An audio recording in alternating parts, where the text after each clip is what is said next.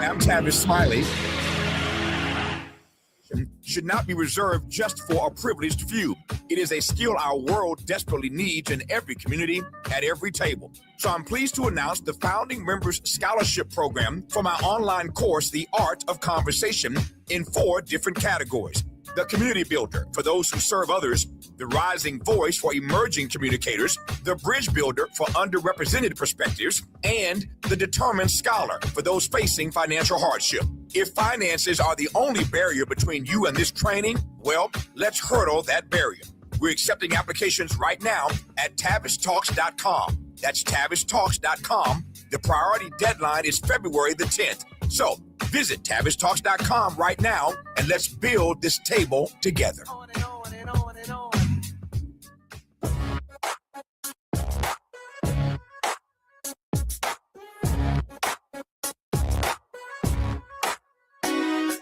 Jesse Jackson Jr. Show.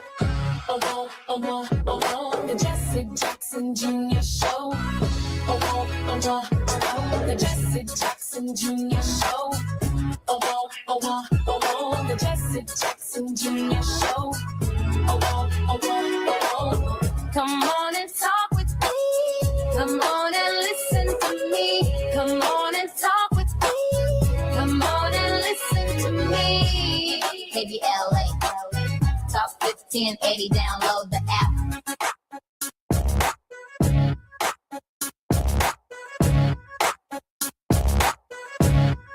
I'm Jesse Jackson Jr. Looking forward to the Jesse Jackson Jr. Show on this, the 11th day of February. We're here on KBLA. We continue to celebrate Black History Month. Today we are worldwide with P.L. Da Silva and Dr. Shah. I'll be introducing both of them in just moments. But on this date in 1990, Nelson Mandela was released from Victor Verster Prison after 27 years of imprisonment, a pivotal moment in dismantling South African apartheid. In 1644, the first Black legal protest in America occurred. 11 enslaved Africans in the Netherlands, present-day New York, petitioned for their freedom. Their protest was successful, leading to their release and the establishment of the first community of freed Africans in the Americas. In 1958, Ruth Carol Taylor was hired by Mohawk Airlines, becoming the first African American flight attendant. In 1961, Robert Weaver was sworn in as administrator of the Housing and Home Finance Agency, the highest federal post held by an African American at that time. In 1968, at the age of 16, Henry Lewis became the first African American to lead a U.S. symphonic orchestra, the Los Angeles Philharmonic. And in 1970, Joseph Searles III became the first African American floor member of the New York Stock Exchange. In 1976, Clifford Alexander Jr. was confirmed as the first Secretary of the Army, and musician Angelo. In 1972, comedian Arsenio Hall. 1956, dancer Gregory Hines. 1946, all were born on February 11th. You're listening to Worldwide on the Jesse Jackson Jr. Show. This is Wealthy Wednesdays, and on Wealthy Wednesdays, we always have our regular contributor, Dr. P.L. Da Silva, who has over 20 years of experience of backroom diplomacy, mediation, and negotiation. He has taught politics, international relations, and several graduate and undergraduate programs at universities in New York, New Jersey, Long Island, and Queen's University of Belfast in Northern Ireland. Dr. Da Silva's publications include Postmodern Insurgencies, Political Violence, Identity Formation, Peacemaking and Comparative Perspective. And just before I bring on PL and our guest, I want to share this little note with you about PL Da Silva. PL is a professor extraordinaire, a very serious scholar. And what I found so fascinating when I had the first opportunity of meeting PL was and is his desire to get out of the classroom, not to leave it permanently, but to give voice to protest, to give voice to resistance. And behind the lectern of a classroom for P.L. Da Silva was not enough. PL said, I'm going to spend my time on the Jesse Jackson Jr. Show, sharing with people of goodwill, people of good conscience, what's going on in the world. And we'd learn so much weekly by his experience. PL, welcome forward to the Jesse Jackson Jr. Show. Thank you very much, Jesse. You're too kind. I'm so glad that you're here. And Dr. Shiva is also here. Dr. Shiva Ayudare, MIT PhD, the inventor of email, a candidate for U.S. president, and polymath, who holds 4 degrees from MIT and is a world-renowned systems scientist. He's a Fulbright Scholar, Lemelson MIT Award finalist, first outstanding scientist and technologist of Indian origin, Westinghouse Science Talent Honors Award recipient, and was nominated for the U.S. National Medal of Technology and Innovation.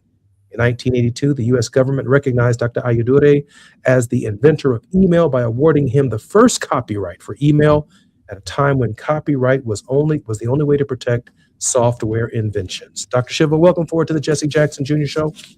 Great to be here, Jesse. Hope you're well.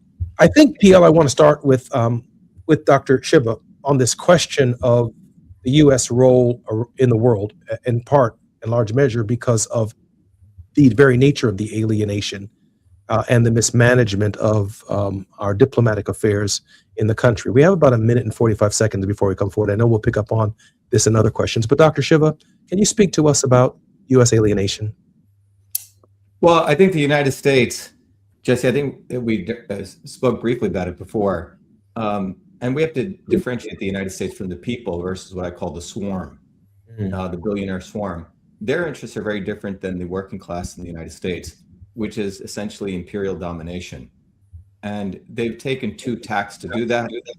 One approach was, you go and invade other countries during the Kennedy administration, but you soften it with USAID and Peace Corps, those kind of things. But in the Trump administration, the same thing is being carried out without the veneer of being humanitarian. And that's what we're seeing right now. So it's just out and outright rabid imperialism. And when we come back to talk about this, imperialism serves 2 interests because it creates a flow of refugees coming to the United States who then get essentially put under massive amounts of fear into this quote unquote illegal immigration process. And that gives them a flow of new blood, new labor, cheap labor. And as I'll talk about, I have a new book coming out called Deportation Theater. And both wings of the establishment, be it Obama or to Trump, have been using that influx of immigration to act like they want to fight quote unquote illegal immigration. But what we'll realize is that the reality is that it's actually being used to divide the white worker from the immigrant and non-white workers, to suppress wages, to divide workers, and ultimately what's happening is to build a police state right here in the United States. So it's alienation abroad, but also the creation of a surveillance and police state in the United States. I'm Jesse Jackson Jr. A very fascinating conversation we're going to have today with Dr. Shiva and P.L. De Silva. More when we come forward on KBLA Talk 1580. It's afternoon drive time with Jesse Jackson Jr. Only on KBLA Talk 1580. What's up? What's up? What's up? We got to laugh the pain away. Hey, KBLA delegation, happy Black History Month. Around here, we celebrate our culture, our community, and our contributions daily. But this year, as we observe the 100th anniversary of Black History Month celebrations, we're excited about our annual KBLA Talk 1580 Black History Month Luncheon, honoring comedy greats. On Thursday, February 26th at the Grammy Museum in downtown LA, we're toasting D.L. Hughley, Melanie Camacho, Earthquake, Lunel, Dion Cole, and Martin Lawrence with a surprise guest appearance. A limited number of individual tickets for the luncheon remain, so now would be a good time to head to KBLA1580.com to secure one for yourself. That's KBLA1580.com. A little laughter goes a long way, especially in times like these. So come, join us for our annual KBLA Talk 1580 Black History Month Luncheon, Thursday, February 26th at the Grammy Museum. Again, tickets are available right now at KBLA1580.com. Well, I hang around my boy. He's been married for 6 years. Videotaped his wedding day, never watched it. Now and every day he watch it every day, but he watch it in reverse. Because he said he loves seeing himself take that ring back off of that finger. Walking back down that aisle, just waving at her ugly mother down the church, getting back in the limo back at the bachelor party. Look how happy I was. KBLA Talk 1580 thanks LA City Council members Curran D. Price Jr. and Heather Hutt for being the presenting sponsors at this year's Black History Month Luncheon. Honoring excellence, resilience, and achievement, we're KBLA Talk 1580. It's tax time, y'all. If you want to file free, this next one's for you. Now taxes is so free. Tax free edition only, roughly 37% of filings qualify. Simple form 1040 returns only. Now this is tax. Love that jam. Up next, commercials.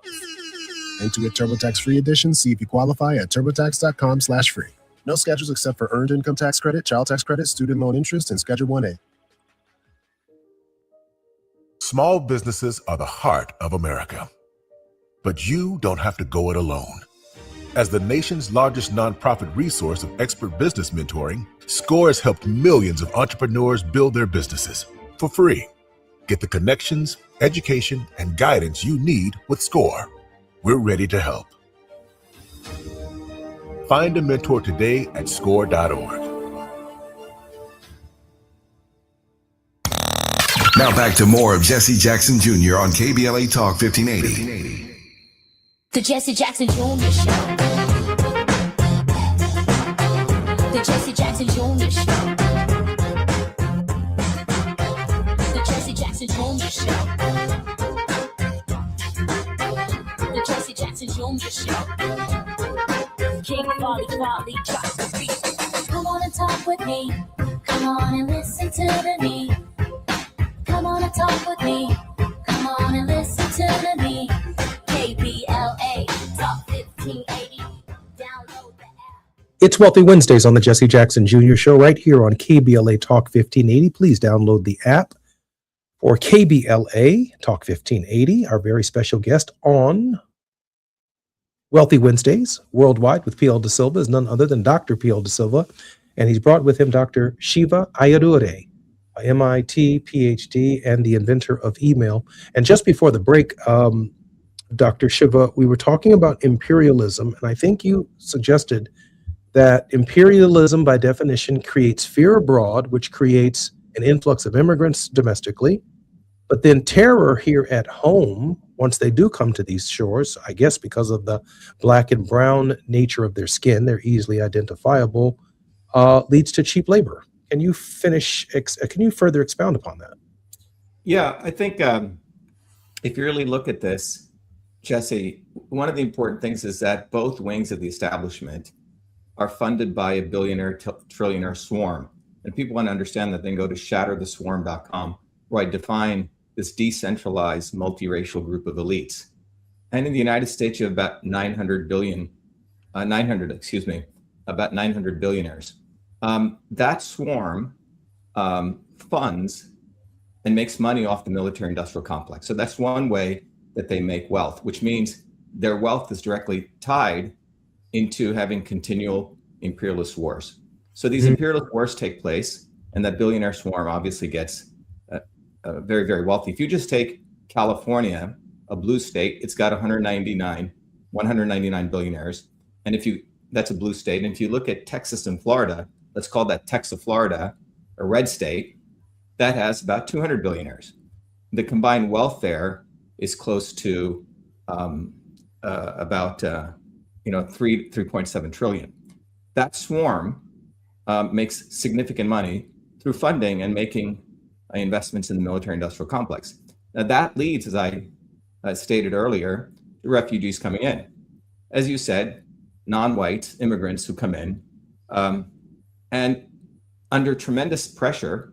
And as a part of that, when they do come in, and there's 14 million of those undocumented workers in the United States, they'll take jobs under all sorts of conditions, slave wages, low wages.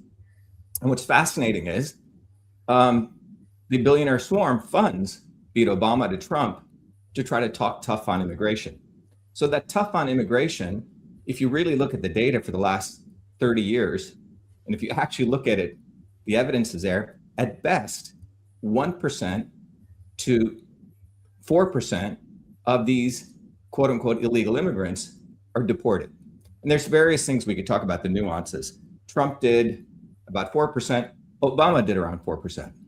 But the white workers are really the target of this manipulation because they are led to believe immigration is being fought, and concomitantly, they have great resentment against these non-white immigrants coming in. But the net of it is this engineered illegality lowers wages not only for the illegal immigrants, but also for the white workers. And on top of it, the white workers get doubly screwed because they are, out of their resentment, they do not unite with the non-white or immigrant workers to unify to fight the swarm. So it's quite a very fascinating operation that's being done. So outwardly, it seems like people are fighting immigration, but the reality is this process leads to dividing workers, suppressing wages, and white workers really need to look at this because it has significantly affected them. It's sort of white on white crime because those 400 billionaires just in those 3 states, 70%, 80% are white, but they are multiracial. So the billionaire swarm does something quite fascinating. They are united regardless of being multiple races, multiple religion, but they work very hard to make sure white workers and the broad mass of the American workers are divided. And every iteration that they do of this, Jesse, using something called ICE, so the white workers think, they're getting enforcement, but in reality, that enforcement infrastructure leads to a greater and greater surveillance police state. And by the way, this has been going on for 400 years. It's not new. I do want to bring PL in the conversation. PL, Dr. Shiva held no punches back when he said that both Democrats and Republicans, either Obama or Trump, are both taking advantage of the same kind of open, revolving door policy that is imperialism abroad and a kind of domestic wage suppressing labor here at home. And Dr. Shiva goes even one step further. It says that essentially working class and poor whites are stuck right there in the middle. Dr. Silva? Definitely. I tell my students all the time that the immigration system is fixed.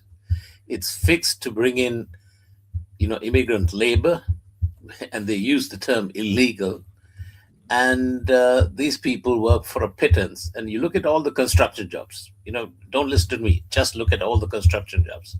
Who are the main bulk of people who are working in the construction industry? They're mostly from Central and South America.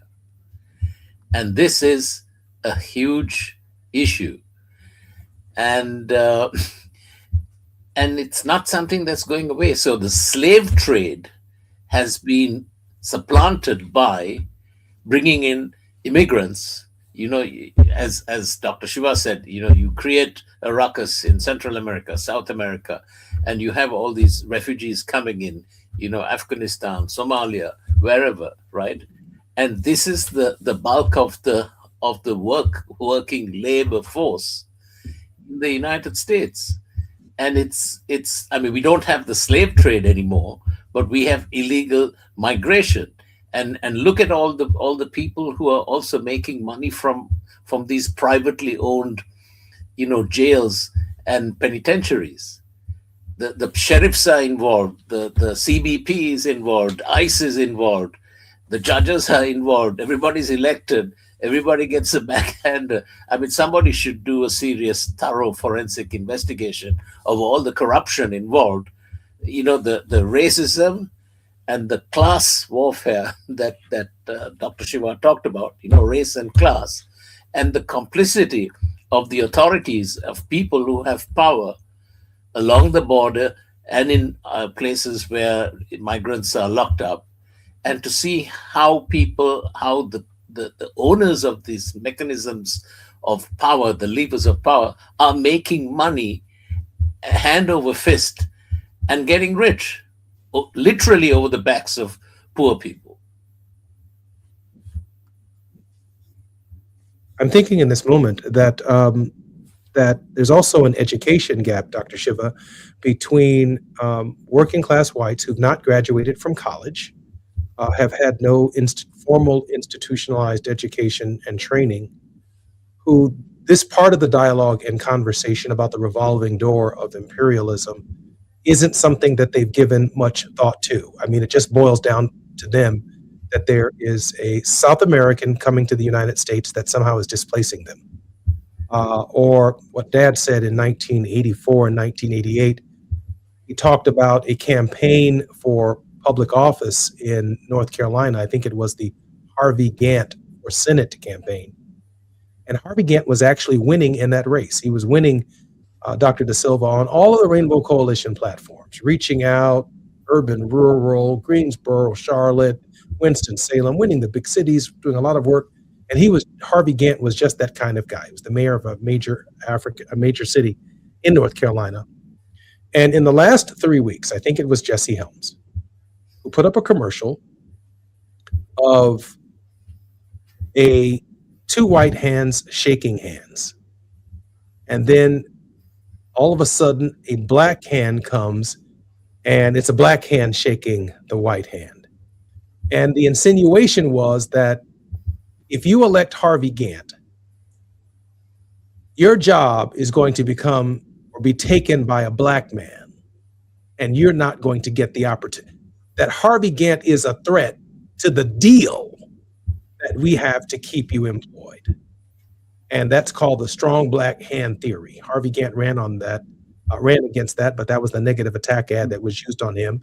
And in this moment, as I think about what Dr. Shiva is suggesting, the manipulation, Dr. Shiva, for working class and poor whites in this revolving Democratic and Republican scheme has probably reached its zenith now. Dr. Shiva? Yeah, I think the big lie that white Americans have been told is that immigrants are stealing your jobs and lowering your wages. The reality, the truth is, it's white on white crime. It is white billionaires who are screwing over poor white people. And in fact, you can look at the 900 billionaires in the United States, 75%, 80% are white. So when you just look at the economics, it is white on white crime. The left Democrats will talk about what's going on with the poor black, brown person, yellow person, and that creates resentment among the whites. The right-wing Republicans make the white person feel like they're supreme, right? White supremacy. So that makes them feel good, but they're getting screwed over. And so the white American worker is actually getting screwed in multiple ways, economically, mentally. Also, so it's quite fascinating when you actually look at the data. What's even more interesting is when you look at the fact that if you take Texas and Florida, which are deep red states, they have close to 3.7 million undocumented workers. Okay? And California has 2.3 million. So why are you going over to Minneapolis and starting a ruckus? Right? So this is deportation theater. And I put together a quick book on this because I think there's a huge opportunity to educate white workers on this. And when they realize this, I think karma is going to be pretty swift for the white billionaire swarm, because this is what is taking place in the United States. White people, the poor white working class, is being massively abused by the likes of Peter Thiel.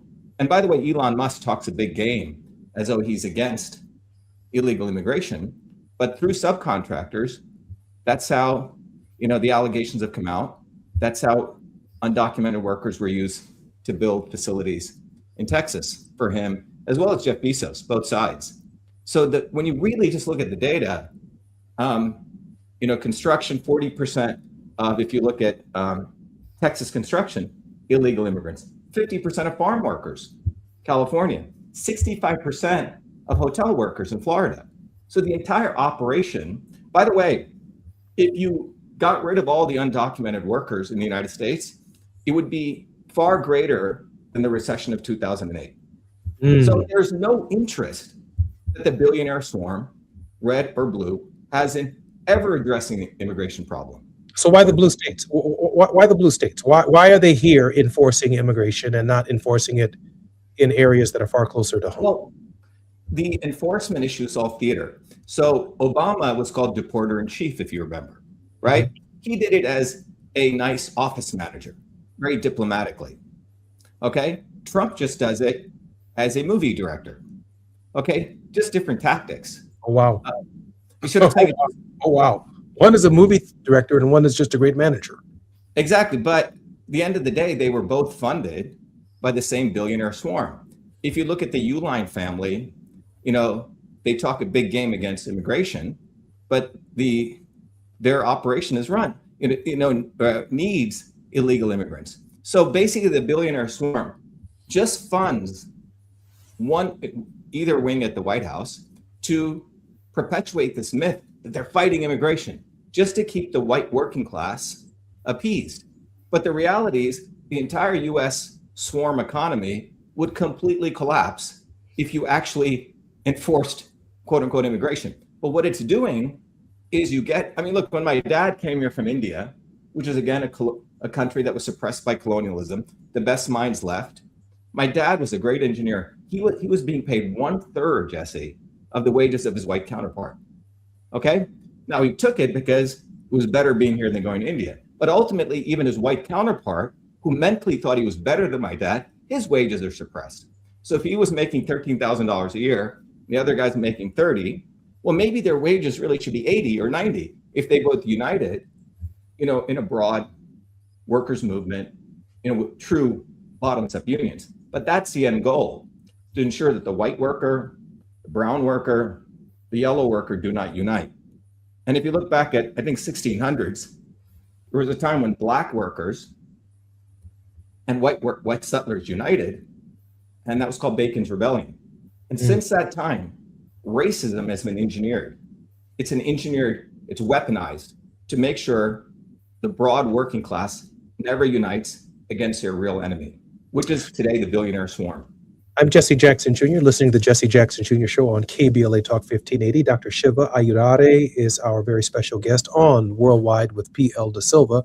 Obviously, we're going to have more when we come forward. We're going to talk about the fragmentation of healthcare and its industry and the overwhelming power of healthcare industry, which is a huge contributing factor, plus the unfounded policies pushed by HHS Secretary Robert Kennedy Jr. I'm Jesse Jackson Jr. More when we come forward with two geniuses on the Jesse Jackson Jr. Show. It's afternoon drive time with Jesse Jackson Jr. Only on KBLA Talk 1580.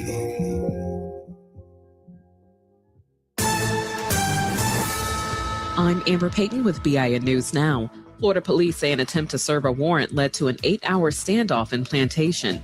You'll be on pretrial GPS level 2. I am ordering within 10 days you obtain a mental health evaluation and follow all recommended treatment. Black Tennessee rapper I Heart Memphis, whose real name is Richard Colbert, is facing charges including written threats to kill and resisting arrest. A judge ordered he can only use a basic phone without internet access. Former CNN anchor Don Lemon has hired former federal prosecutor Joseph Thompson ahead of his next court appearance in Minnesota. Lemon faces charges tied to an anti-ICE protest at a church in St. Paul, but denies wrongdoing, saying he was there covering the event as a journalist. And the son of Tiger Woods has chosen where he'll play college golf. Charlie Woods announced on Instagram he's committed to Florida State University. He's currently ranked 21st in the American Junior Golf Association. Get BIN News now on demand 24/7 on the iHeartRadio app. In the new year, make one commitment. Don't let someone else's carelessness leave you paying the price. OPO Law has been protecting Los Angeles for nearly 50 years. So if you're injured this holiday season or at any time in 2026, go to opolaw.com.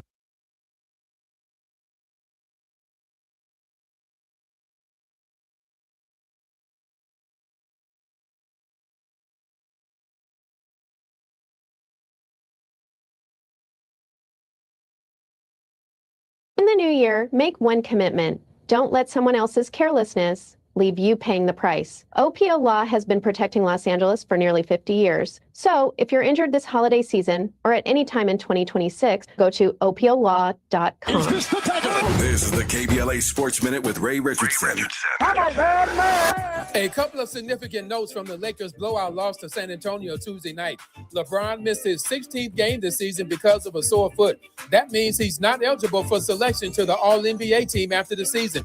2 years ago, the NBA changed their rules, requiring players to not miss more than 15 games to remain eligible for postseason honors. LeBron had been an All-NBA selection for 21 straight years. San Antonio star Victor Wembanyama scored 37 of his 40 points against the Lakers in the first half. That was the highest first half total by any player this season. Some of the entertainment has been confirmed for NBA All-Star Weekend. Three-time Grammy-winner Ludacris will perform Saturday at the Intuit Dome before the dunk contest. Brandy and Sarah McLachlan will perform the U.S. and Canadian national anthems on Sunday before the All-Star game. No debates, no speculation, just the info you need. That's your KBLA Sports Minute. I'm Ray Richardson. More news, opinions, and conversation when we come forward on KBLA Talk 1580.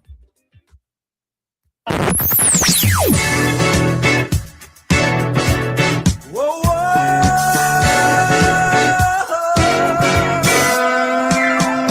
This is KBLA Talk 1580. Talk radio. That's music to your ears.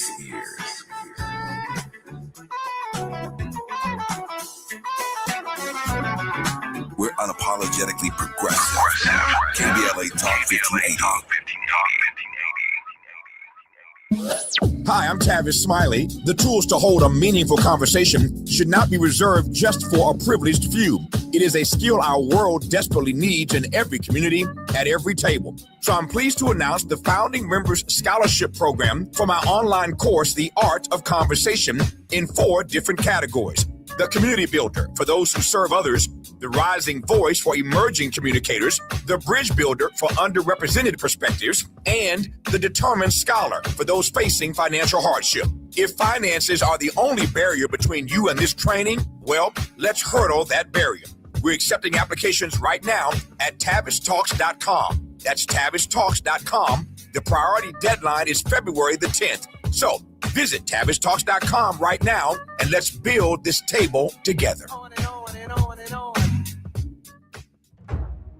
They call it progress, but progress has a price.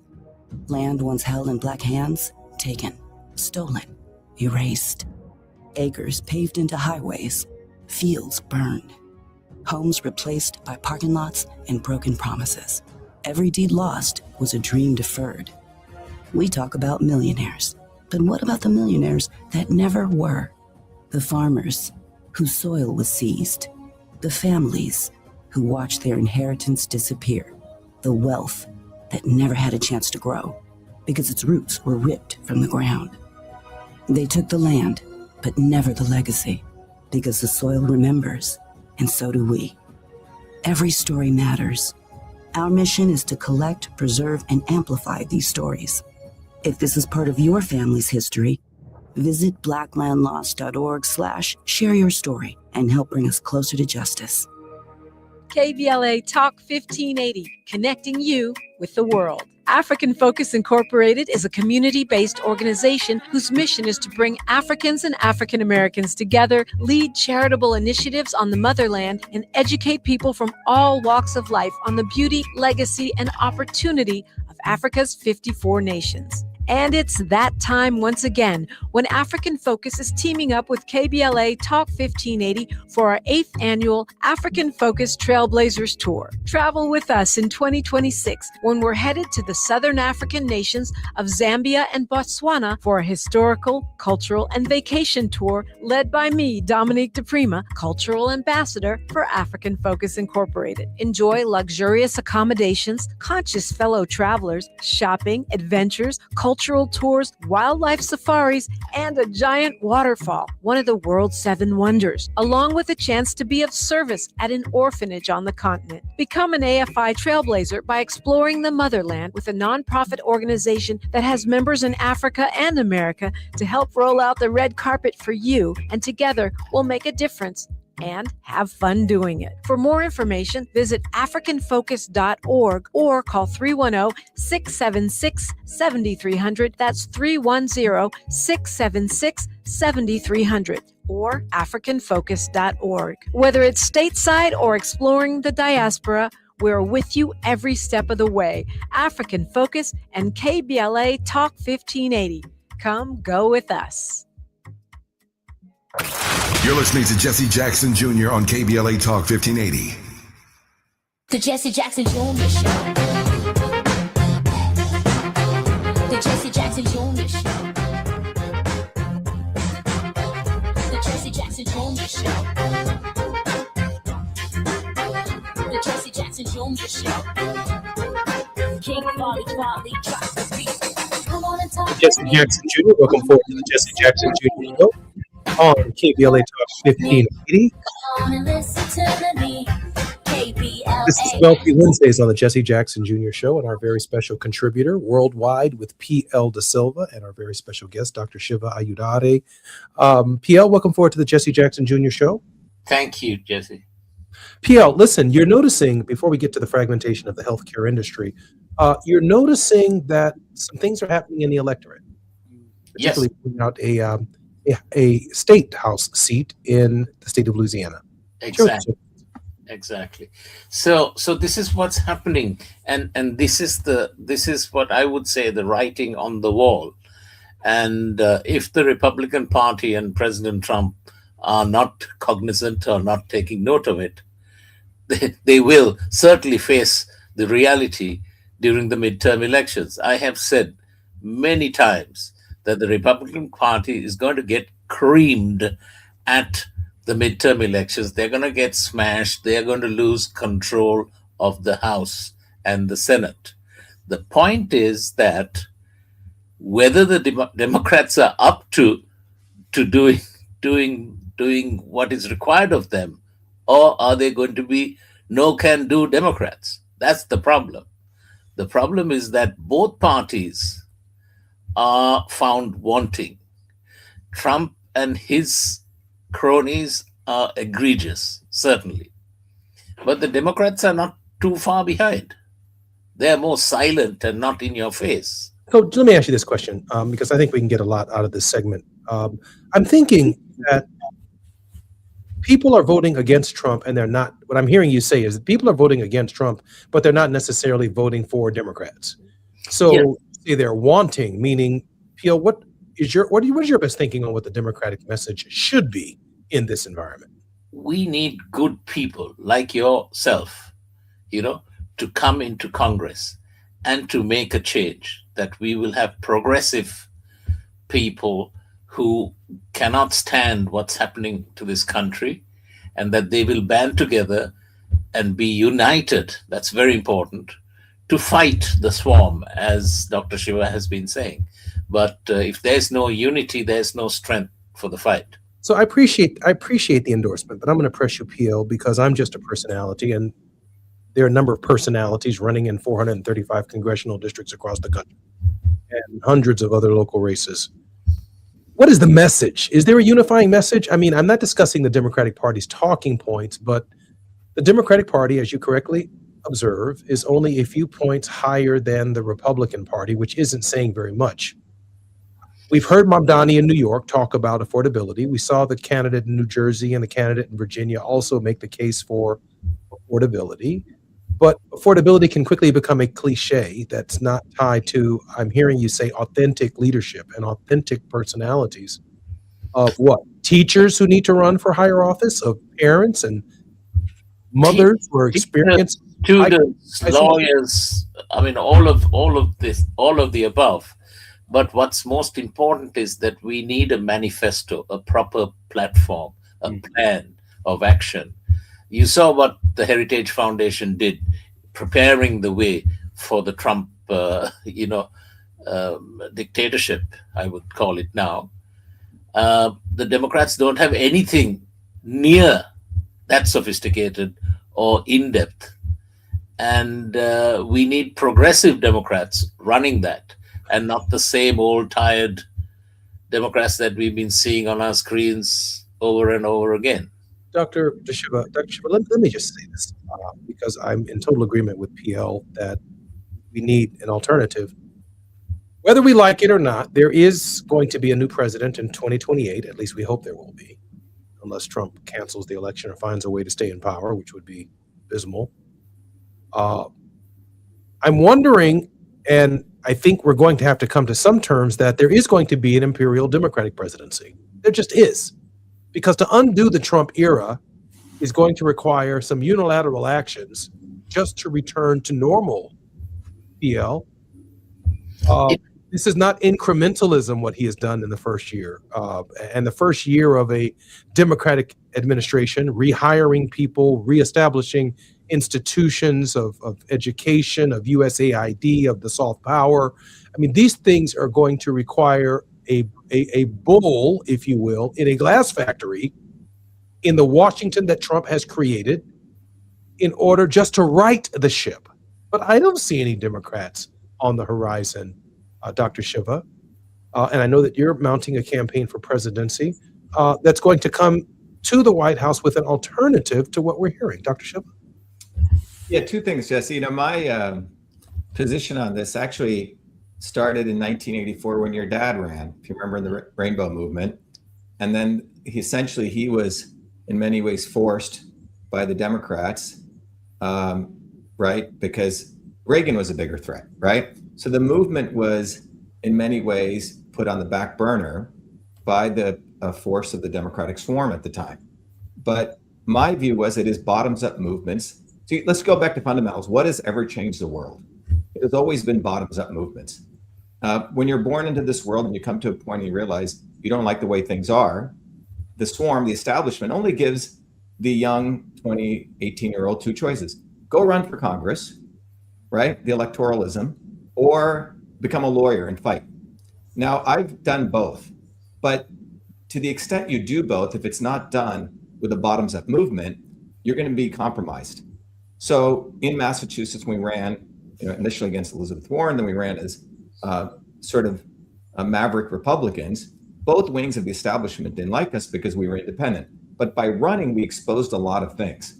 So the goal, I think, Jesse, is why do you participate in this electoral process? My view is it's about building a bottoms-up movement, a workers' consciousness bottoms up. If it is to just run to win, you're going to be obviously compromised. And whether it's a Democrat or Republican, let's be honest, it's not, you can't really, the correction of the ship is minor tweaks.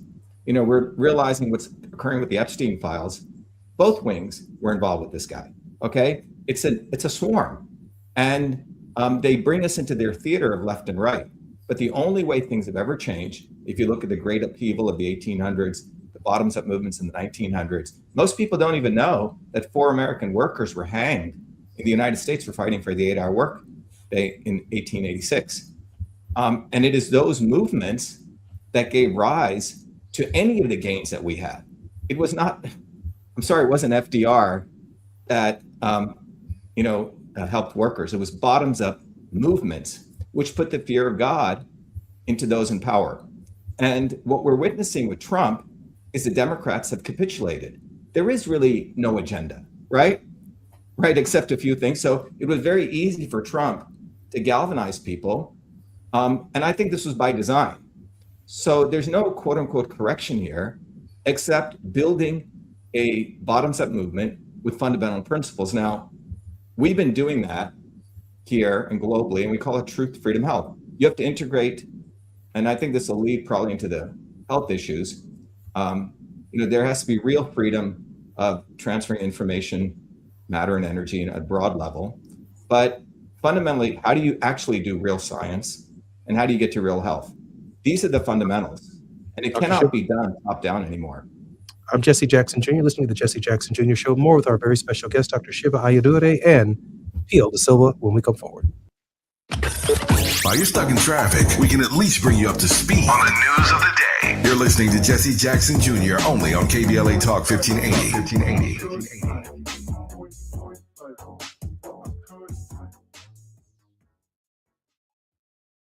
What if poetry wasn't something you studied, but something you felt?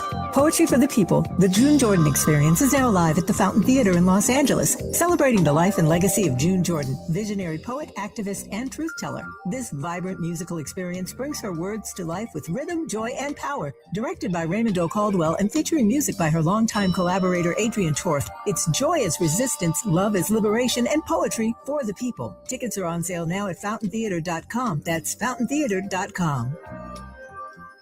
Protect yourself from Medicare card scams. Scammers may call, email, or even knock on your door claiming they need your Medicare info, asking for money or threatening to cancel your benefits. Don't fall for it. It's a scam. Remember, Medicare doesn't need to verify your information. They already have it. Medicare won't charge you for a new card and will never threaten to cancel benefits. Check your Medicare statements for suspicious charges and report scams to the California Senior Medicare Patrol at 1-855-613-7080. We're here to help. KBLA Talk 1580. We've got a lot to talk about. KBLA Talk 1580 reminds you that we keep us safe. Every girl deserves a chance to shine. That's the belief behind Forgiving for Living, Inc. Since 1999, this organization has been empowering at-risk girls ages 13 to 18, helping them overcome behavioral and mental health challenges. Founder Wendy Gladney's personal journey inspired the mission to give girls hope and purpose through the power of forgiveness. Through their ambassador program, workshops, and annual conference, Forgiving for Living has touched over 3,000 young lives, providing mentoring, life skills, training, and tools for building self-esteem and confidence. You can make a difference. Visit forgivingforliving.org to donate, volunteer, become a mentor, or find help for a young girl in need. Forgiving for Living, Inc., building brighter futures for young girls. Visit forgivingforliving.org today. This is a community call to action from KBLA Talk 1580. KBLA Talk 1580. We've got a lot to talk about.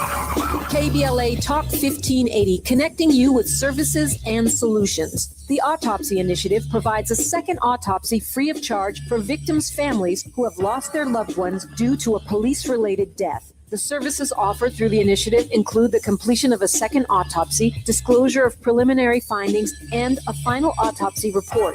A police-related death is when an individual is harmed by police officers using deadly force, which results in an individual's death. Police-related death includes in-custody deaths, including those that arise during contact with law enforcement officers during arrest, pursuit, booking, transport, or incarceration. The Autopsy Initiative has a team of board-certified pathologists on call. An autopsy request may be completed by anyone with a close relationship with the victim, which may include the victim's spouse, partner, relative, close friend, or lawyer. To request a free second autopsy for a victim of police violence, please visit knowyourrightscamp.com. That's knowyourrightscamp.com. Then click on Autopsy, then click on Request. At KBLA, we believe in justice for victims of police violence. We say their names, and we don't black down. This is a community call to action from KBLA Talk 1580. Now back to more of Jesse Jackson Jr. on KBLA Talk 1580. The Jesse Jackson Jr. Show. The Jesse Jackson Jr. Show. Jackson Junior Show. The Jesse Jackson Junior Show. King Folly, drop the beat. Come on and talk with me. Welcome to the J Lunch Club on the Jesse Jackson Jr. Show. It is Come on and listen to me. Wednesday and worldwide with P.L. Da Silva and our very special guest, Dr. Shiva Ayyadurai, the inventor of the email. I should probably thank Dr. Shiva for allowing the ability to send an email for free. Because if there were a way in the United States for us to have to put a stamp on an email, we probably would be in more than an affordability crisis here in the United States. So, Dr. Shiva, thank you for your thoughtfulness and this major contribution that you made to humanity with the invention of the email. I'd like to ask a question, if you don't mind, P.L. Let me start with Dr. Shiva, this being our final segment, on the fragmentation of the healthcare industry and the overwhelming power of the healthcare industry and some of the policies that have been advanced by Health and Human Services Secretary Robert F. Kennedy. Dr. Shiva, your thoughts on where we are in terms of the nation's health? Yeah, so I, have interacted with Mr. Kennedy, and it's unfortunate because in 2020, if you actually look back at it, the public was in the middle of COVID, the chaos of COVID. People were really starting to ask fundamental questions about health. And in the middle of that uprising in consciousness on some level, Kennedy was promoted as some anti-establishment person fighting or bringing some solutions. The reality is that Kennedy created a false dialectic of pro-vax versus anti-vax, right? The pro-vax, anti-vax narrative. And I did a bunch of videos early on at that time, in fact, as early as 2019, educating people to think beyond vax and anti-vax, that we have to really focus on a systems approach to the body. And the body is actually quite a resilient phenomenon, and that notion of the immune system. And Kennedy never really addressed that. He rather manipulated the situation there's a lot of monetary stuff we can go into how he monetized it, but fundamentally, he manipulated the rising consciousness of people to act as though he was going to fundamentally change things. But when you really, go behind the curtain, Kennedy's really what I call the not so obvious establishment. Albert Bourla thanked him immensely at the White House, from Big Pharma. Kennedy acts like he is doing things for safety, but what he's actually doing is consolidating power, profit, and control for Big Pharma as never before, with a veneer of acting as though he's fighting for health interests. And we can go more deeper into this, but that's what's actually taking place. He's created a false dialectic, and everything he has done from the point of his career to now is essentially positioning himself as some fighter when he's actually a fake fighter. He's part of the establishment, entrenched in it, and the unfortunate thing is that quote unquote medical freedom movement thinks he's fighting for them, and he's not. Now, we've done a lot of work exposing him. In fact, when I exposed him pretty relentlessly, he did a blog post attacking me, right?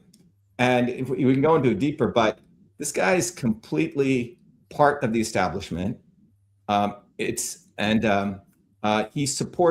has not fundamentally changed anything right now, Jesse. If you really want to change anything, you have to go after the PBMs, the pharmacy broker managers, and the GPOs, two entities which are the middlemen, the dark sort of behind the curtain middlemen who control the flow of supply of drugs and all sorts of equipment and services to and from hospitals. And that until that back is broken, which is legalized corruption, nothing's going to change. So everything Kennedy's doing is sort of throwing crumbs to the masses to act as though he's changing something.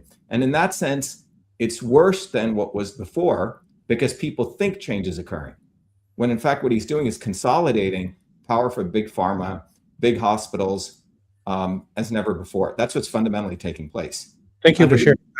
Thank you for sharing that, because I remember, and I think we all do, when the CDC director, for example, would offer a health advisory, the nation would stop and pay attention to the credibility of the CDC advisor, because the CDC advisor was on the forefront, if you will, of diseases that needed to be controlled that could impact the general populace of the American people. I remember, PL, when the HHS secretary was so cautious in their words and in their language because they echo the sentiments of the scientists in the department and the doctors and the clinicians to keep the American people healthy and to keep them safe. But to Dr. Shiva's point, the politicization, if you will, of the Secretary of Health and Human Services, the consolidation of the healthcare industry in terms of big pharma, who are the primary beneficiaries, it's almost like a bait and switch. The secretary is entertaining us over here when this swarm that Dr. Shiva is talking about is actually robbing the bank over here. Dr. De Silva? Yes, so the only question that people need to ask, without going into too much of intricacies, is why are their medicines more expensive here in the United States than in Canada or in Europe, also industrialized Western countries? What's the answer to that, PL? Why? It's the PBMs, all the middlemen that are handling the middlemen. Yeah, it's the middlemen. I mean, the game is fixed, and we are the suckers who got to pay. So I mean, it's just unreal how much of load, that the American people are actually carrying without, protesting, without revolting against this unfathomable. I mean, it's just so unfair what they're doing. They talk about an American dream and all this yada yada yada yada, but actually, it's a fixed game where the poor people are getting impoverished, and the rich people, the 1%, are getting richer and richer every day. Dr. Shiva, you know that you've been on our program before, and we try to leave the last 2 minutes of the program for a word of hope. Dr. Shiva Ayudare is the inventor of the email, and he's also a candidate for U.S. president and polymath who holds 4 degrees from MIT and is a world-renowned systems scientist. Dr. Shiva, we have about 2 minutes before the close of our show. Would you like to offer our viewers and the country a word? Yeah, just to clarify, we're running for president, but in Massachusetts in 2026, we're running as an independent for Senate, Jesse. Oh, okay. I do apologize for that. I'll have to No, we're doing both. The broader thing is for president. By the way, we got on the ballot when we ran last time in 14 states, and that's never occurred before. A naturalized citizen breaking, Article 2, Section 1, and really asserting the 14th Amendment. We can talk about that, which is all citizens are created equal. But none of the news media covered it, which is quite fascinating. But anyway, the opportunity I think we have, given where we're at, is to build these bottoms-up movements. And anyone running for office should not run for office or redefine what victory means. If they can run for office and address these fundamental issues, and they can really raise consciousness, to me, that's a win, whether you actually win at the ballot box or not. And we've done that. And I think there's an opportunity now to win and raise consciousness. And I think that's where we're at, because as you brought up in some of these states, people are starting to look. But just because they go from right to left doesn't mean that's a victory. It is essentially reflecting the fact that people are looking for serious change. And I don't think in 2026 or in the near future, we should offer people just go from left to right or right to left. We should offer people these fundamental ideas about it is movements, it is workers uniting, working people uniting, that's going to liberate us. So I think we have a huge opportunity, Jesse. I look forward to having you back on our show. PL De Silva has been our very special regular contributor, and Dr. Shiva Ayudare, our very special guest. More when we come forward on Wealthy Wednesdays with Dr. Estad Yuri, when we come forward on KBLA Talk 1580. KBLA 1580 Santa Monica. I'm Amber Payton with BIN News Now. Florida police say an attempt to serve a warrant led to an 8-hour standoff in Plantation. You'll be on pretrial GPS level 2. I am ordering within 10 days you obtain a mental health evaluation and follow all recommended treatment. Black Tennessee rapper I Heart Memphis, whose real name is Richard Colbert, is facing charges including written threats to kill and resisting arrest. A judge ordered he can only use a basic phone without internet access. Former CNN anchor Don Lemon has hired former federal prosecutor Joseph Thompson ahead of his next court appearance in Minnesota. Lemon faces charges tied to an anti-ICE protest at a church in St. Paul, but denies wrongdoing, saying he was there covering the event as a journalist. And the son of Tiger Woods has chosen where he'll play college golf. Charlie Woods announced on Instagram he's committed to Florida State University. He's currently ranked 21st in the American Junior Golf Association. Get BIN News now on demand 24/7 on the iHeartRadio app. In the new year, make one commitment. Don't let someone else's carelessness leave you paying the price. OPO Law has been protecting Los Angeles for nearly 50 years. So if you're injured this holiday season or at any time in 2026, go to opolaw.com. This is the KBLA Sports Minute with Ray Richardson. A couple of significant notes from the Lakers' blowout loss to San Antonio Tuesday night. LeBron missed his 16th game this season because of a sore foot. That means he's not eligible for selection to the All-NBA team after the season. 2 years ago, the NBA changed their rules, requiring players to not miss more than 15 games to remain eligible for postseason honors. LeBron had been an All-NBA selection for 21 straight years. San Antonio star Victor Wembanyama scored 37 of his 40 points against the Lakers in the first half. That was the highest first half total by any player this season. Some of the entertainment has been confirmed for NBA All-Star Weekend. Three-time Grammy winner Ludacris will perform Saturday at the Intuit Dome before the dunk contest. Brandy and Sarah McLachlan will perform the U.S. and Canadian national anthems on Sunday before the All-Star game. No debates, no speculation, just the info you need. That's your KBLA Sports Minute. I'm Ray Richardson. More news, opinions, and conversation when we come forward on KBLA Talk 1580. Hi, I'm Tavis Smiley. The tools to hold a meaningful conversation should not be reserved just for a privileged few. It is a skill our world desperately needs in every community, at every table. So I'm pleased to announce the Founding Members Scholarship Program for my online course, The Art of Conversation, in 4 different categories. The Community Builder, for those who serve others, the Rising Voice for emerging communicators, the Bridge Builder for underrepresented perspectives, and the Determined Scholar for those facing financial hardship. If finances are the only barrier between you and this training, well, let's hurdle that barrier. We're accepting applications right now at TavisTalks.com. That's TavisTalks.com. The priority deadline is February the 10th. So visit TavisTalks.com right now and let's build this table together.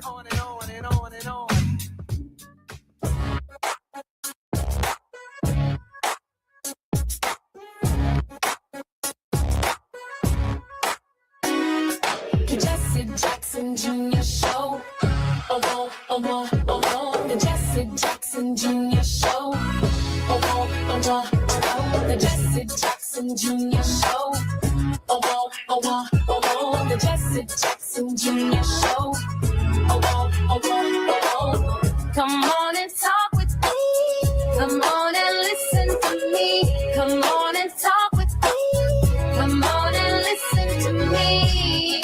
KBLA Talk 1580. Download the app.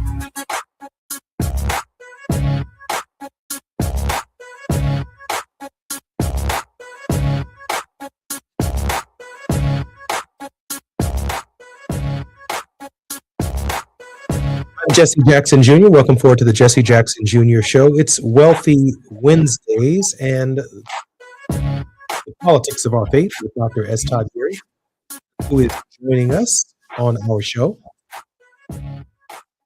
I find it somewhat coincidental, but somewhat also amazing when I think about the story and the history of African Americans and the 100th anniversary of Negro History Week, Negro History Month, and I juxtapose that against the backdrop of the 250th anniversary of the Declaration of Independence, which we will commemorate on July 4th, 1776, and our freedom system overall at this hour.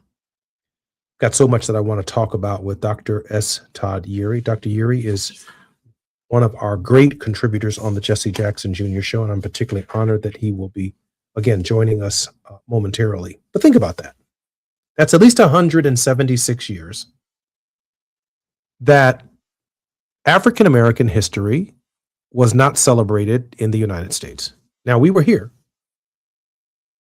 We were here in 1619. We were here before the Mayflower. We were here before Thomas Jefferson in 1776 etched the magnificent words of the Declaration of Independence. We were here even when Carter G. Woodson, 100 years after the Declaration of Independence, began this process, 150 years. And now we commemorate the 100th anniversary of Black History Month.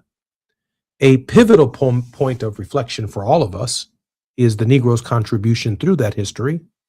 But somewhere I read, I think it was Newton, who said that for every action in the universe, there is an equal and opposite reaction. I think that's true in politics as well. I think that's true in history as well.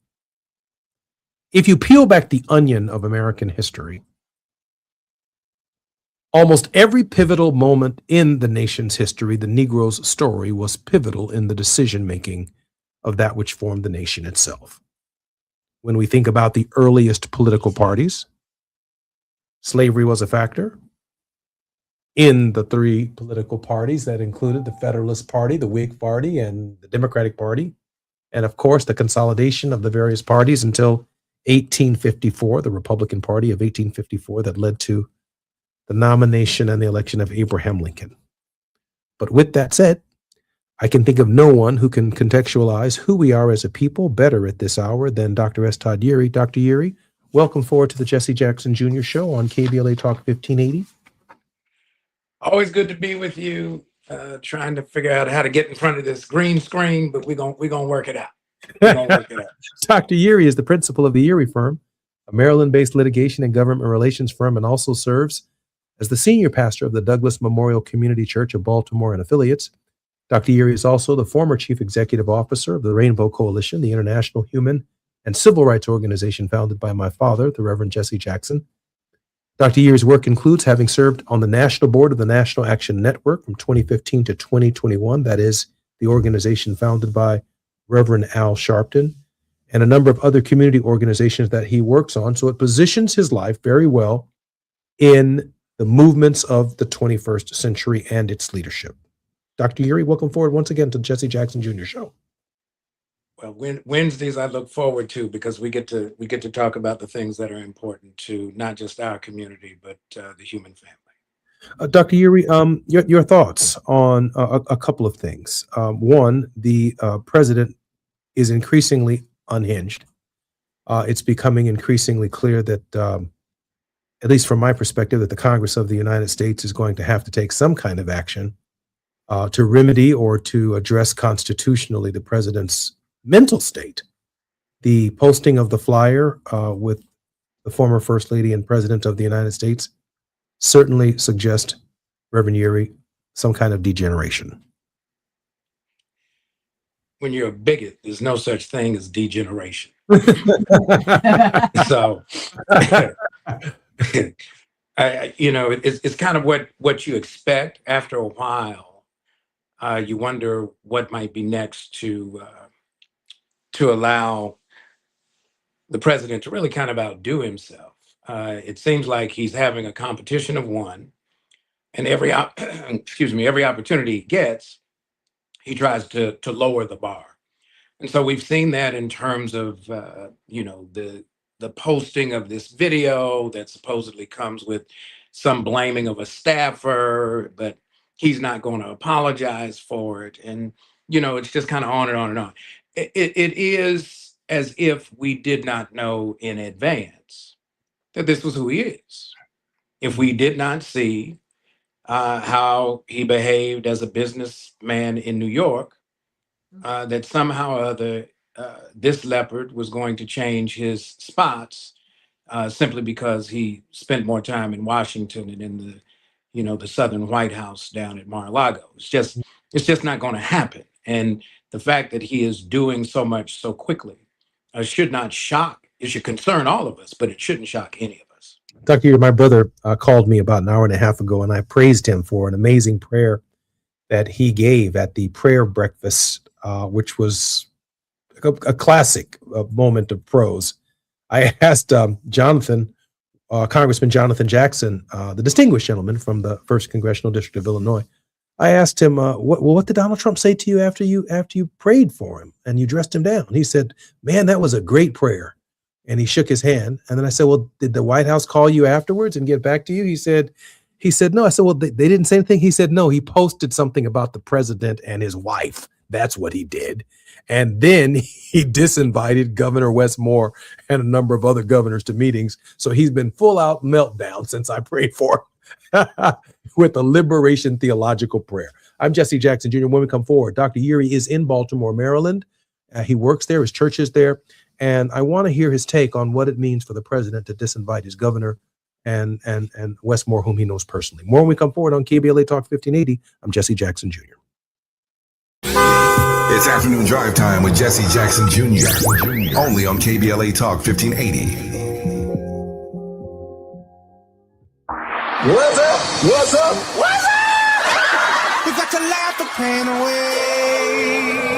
Hey, KBLA delegation, happy Black History Month. Around here, we celebrate our culture, our community, and our contributions daily. But this year, as we observe the 100th anniversary of Black History Month celebrations, we're excited about our annual KBLA Talk 1580 Black History Month Luncheon, honoring comedy greats. On Thursday, February 26th at the Grammy Museum in downtown LA, we're toasting D.L. Hughley, Melanie Camacho, Earthquake, Munell, Dion Cole, and Martin Lawrence with a surprise guest appearance. A limited number of individual tickets for the luncheon remain, so now would be a good time to head to KBLA1580.com to secure one for yourself. That's KBLA1580.com. A little laughter goes a long way, especially in times like these. So come, join us for our annual KBLA Talk 1580 Black History Month Luncheon, Thursday, February 26th at the Grammy Museum. Again, tickets are available right now at KBLA1580.com. Well, I hang around my boy, and he's been married for 6 years. Videotaping his wedding day, never watched it. Now and every day he watch it every day, but he watch it in reverse. Because he said he loves seeing himself take that ring back off of that finger. Walking back down that aisle, just waving at her ugly mother down the church, getting back in the limo back at the bachelor party. Look how happy I was. KBLA Talk 1580 thanks LA City Council members Curran D. Price Jr. and Heather Hutt for being the presenting sponsors at this year's Black History Month Luncheon, honoring excellence, resilience, and achievement. We're KBLA Talk 1580. It's tax time, y'all. If you want to file free, this next one's for you. Now taxes is so free. Tax free edition only, roughly 37% of filings qualify. Simple form 1040 returns only. Now this is tax. Love that jam. Up next, commercials. And to get TurboTax free edition, see if you qualify at turbotax.com/free. No schedules except for earned income tax credit, child tax credit, student loan interest, and Schedule 1A. Now back to more of Jesse Jackson Jr. on KBLA Talk 1580. The Jesse Jackson Jr. Show. The Jesse Jackson Jr. Show. The Jesse Jackson Jr. Show. The Jesse Jackson Jr. Show. King Volley, drop the beat. Come on and talk with me. Come on and listen to me. Come on and talk with me. Come on and listen to me. KBLA Talk 1580. Jackson Jr., The Politics of Our Faith with the Reverend Dr. Todd S. Uri, Esquire, is our very special guest. He's a civil rights attorney and public policy advocate. Dr. Uri holds a deep belief that honest dialogue creates opportunities to form strategic partnerships that strengthen families and communities. Dr. Uri, welcome forward to the show. I think you're muted. I think Dr. Uri is muted. But just in the event that he's not muted, I'm going to have to talk for just a moment while I get my guest. Dr. Uri, can you hear me?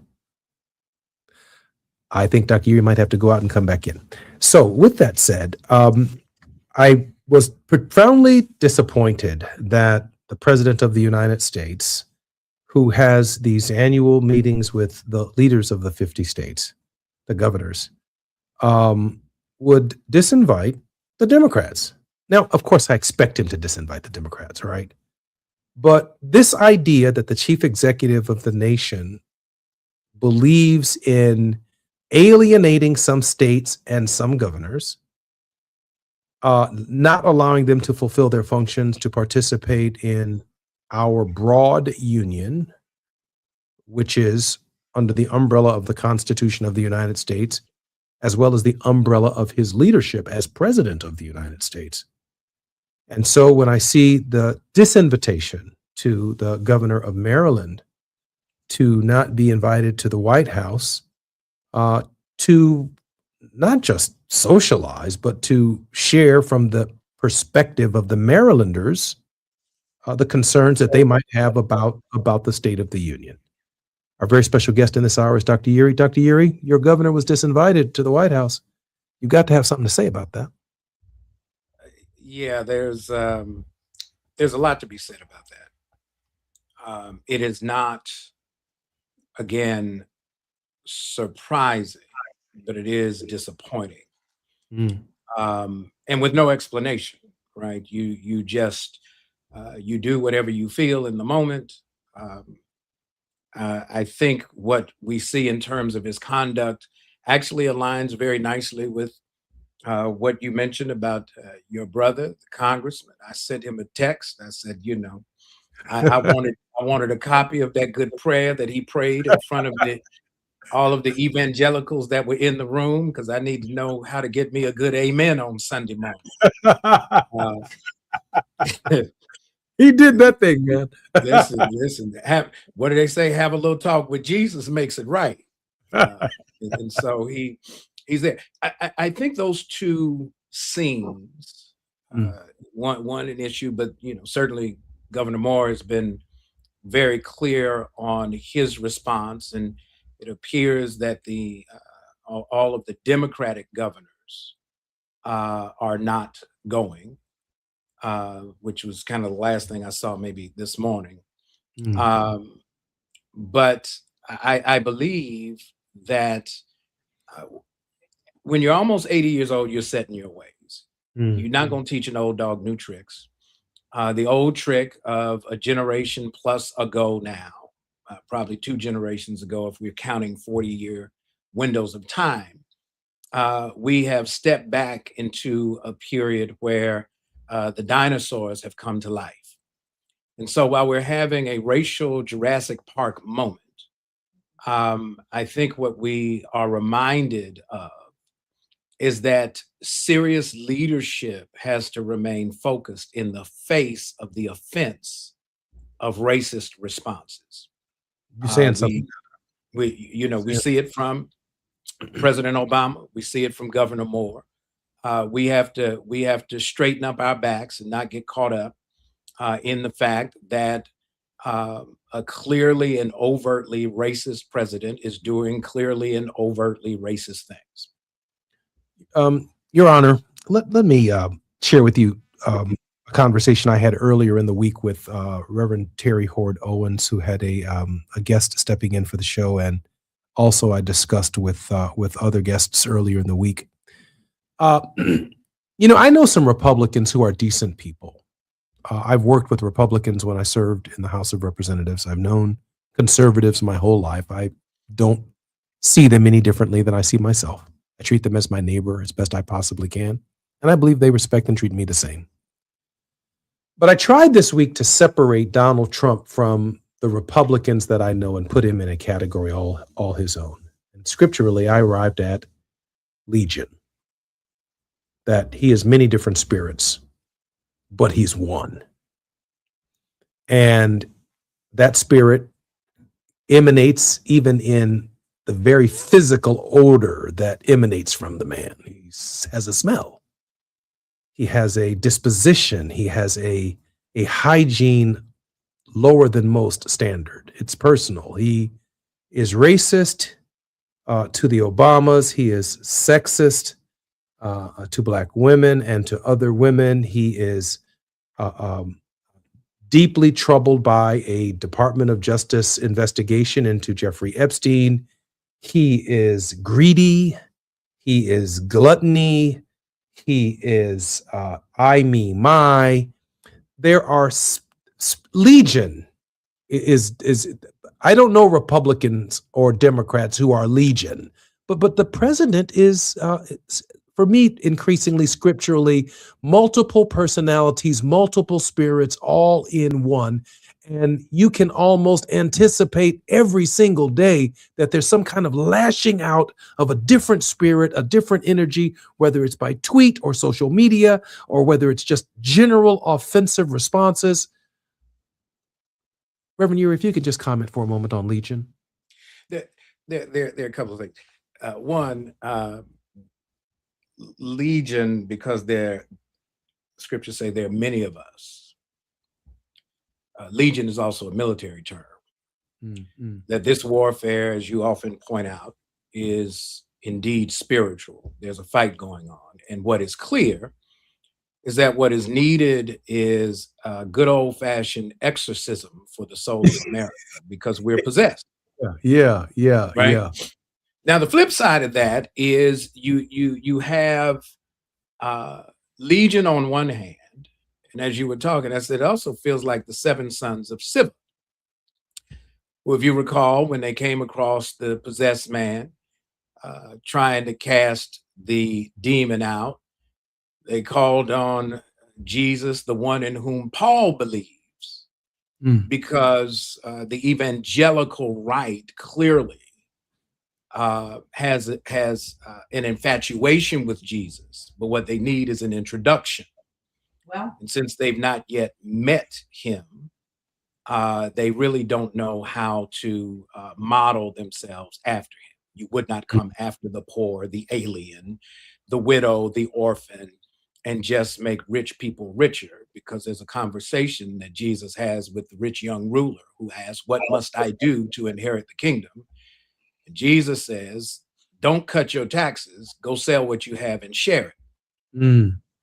So we have a demonic, spirit-possessed government for which this president is lead, and so what we have is nibbling. The 7 sons are running around pretending they're gonna cast this thing out, when in reality, if the demon comes out and they're not spiritually grounded, that demon's gonna whip their tail.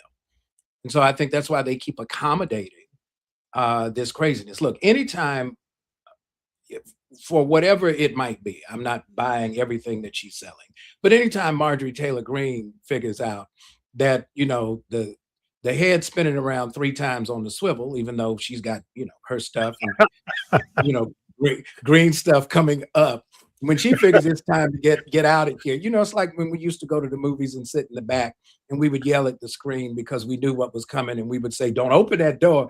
They're about to open that door. Don't open that door." We've been telling them, "Don't do this." And here we go. Don't let him back in there, because it's going to be a problem. And the black person's going to get killed, and the white woman's going to fall down. She got to fall now. She got to fall. She got a good head start, and then she falls. Hey, we got a video that we want to play. Gina, what you got for me, you and Taz?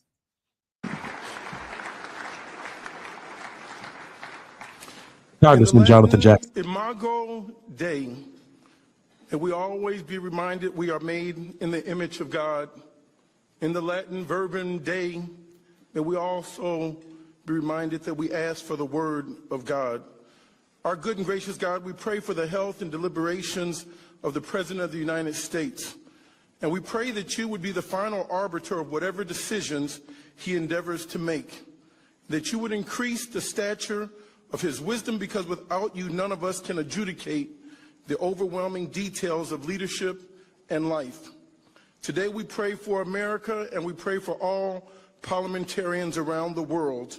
The book of Timothy teaches us that you've been entrusted with leadership.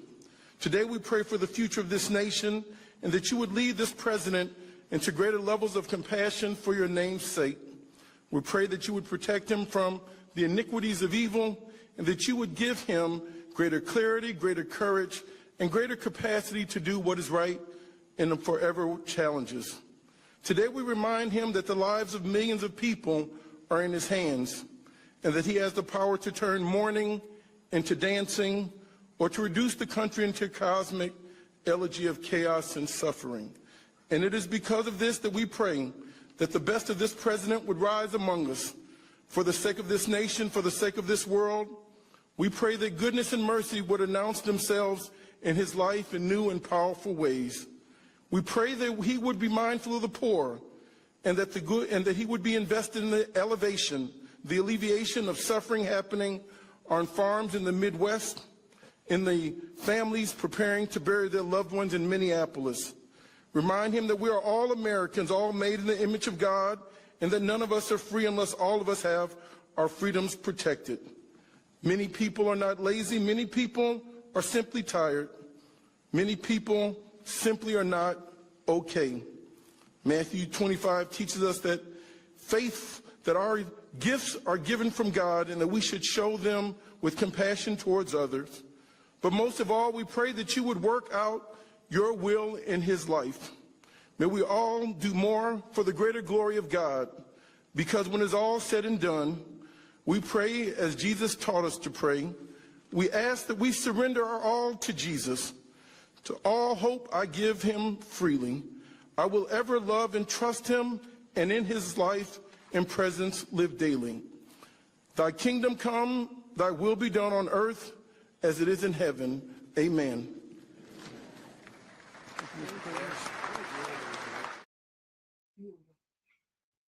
The president said that was beautiful, and he just ooh, it was beautiful.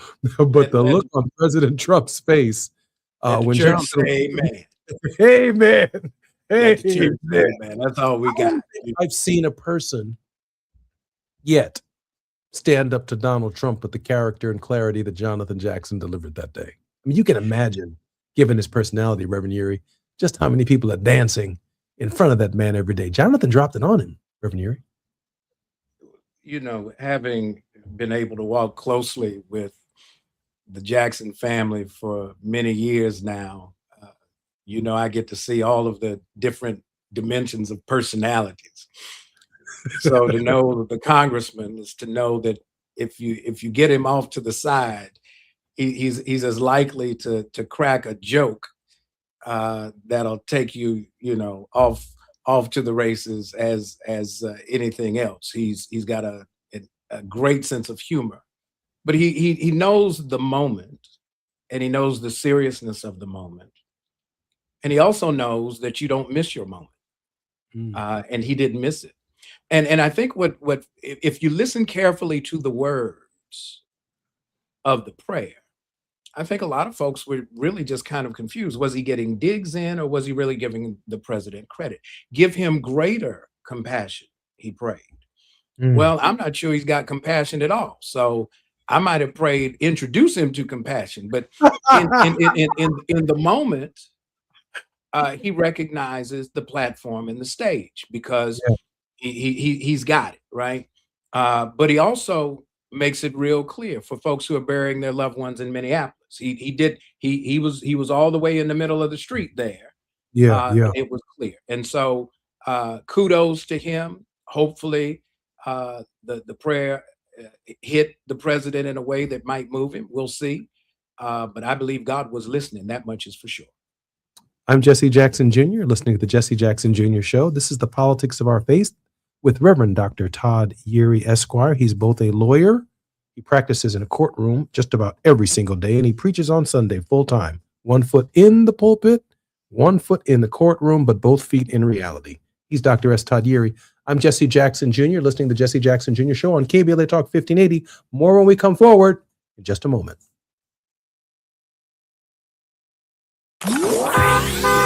It's afternoon drive time with Jesse Jackson Jr. Only on KBLA Talk 1580.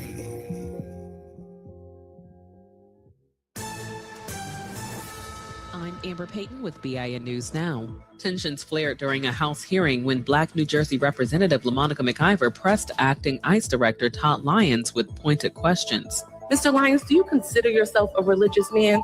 Yes, ma'am. Oh, yes. Okay, well, how do you think Judgment Day will work for you? Lyons also declined to comment on an active investigation tied to ICE-involved shootings. Black Los Angeles Mayor Karen Bass has ordered LAPD officers to turn on their body cameras when responding to federal immigration enforcement scenes. The directive requires video to be recorded and preserved, officers to document the names and badge numbers of federal supervisors present, and to file reports if they witness any misconduct. And an attorney for Smokey Robinson is asking a court to sanction one of the women accusing him of sexual misconduct. Robinson's lawyer says the woman is avoiding a deposition and should be barred from testifying at trial. Get BIN News now on demand 24/7 on the iHeartRadio app. In the new year, make one commitment. Don't let someone else's carelessness leave you paying the price. OPO Law has been protecting Los Angeles for nearly 50 years. So if you're injured this holiday season or at any time in 2026, go to opolaw.com. This is the KBLA Sports Minute with Ray Richardson. A couple of significant notes from the Lakers' blowout loss to San Antonio Tuesday night. LeBron missed his 16th game this season because of a sore foot. That means he's not eligible for selection to the All-NBA team after the season.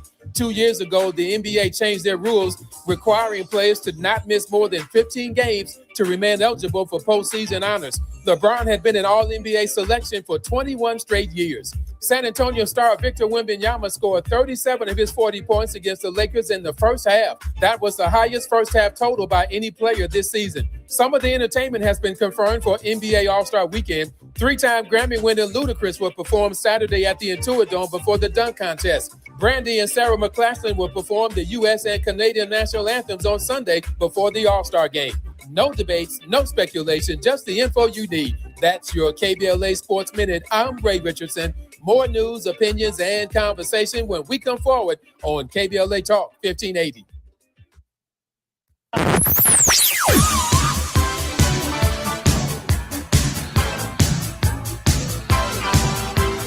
This is KBLA Talk 1580. Talk radio. That's music to your ears. We're unapologetically progressive. KBLA Talk 1580. We've got a lot to talk about.